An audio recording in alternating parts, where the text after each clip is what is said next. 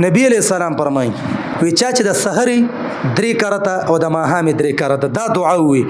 بسم الله الذي لا يضر مع اسمه شيء في الأرض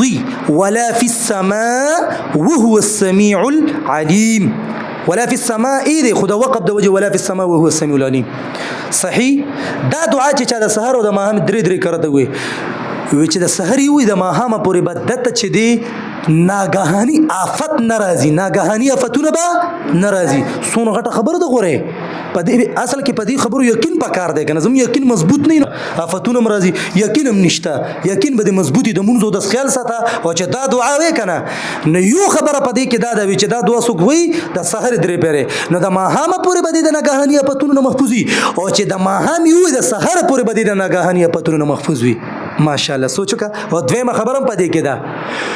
و د دته به ضروري شیز نقصان نه ور کوي ناګهاني آفتونو مثال څه دی اکسیډنټ شو اکسیډنټ غټ مثال شو کنه ناګهاني آفت نه دی سړی په لار روان او موټر وي یا په موټر سایکل روان او بس دز نو دا چې دی وي کنه ان شاء الله دی به د اکسیډنټ و غیره نه محفوظ وي ناګهاني آفتونه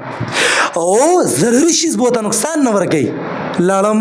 مار مچې دا ټول شیزونه شو ضروري شیز به ته نقصان نه ور کوي څوک چې د ساری وي د ماښام پورې او چې د ماښام وي ساره پورې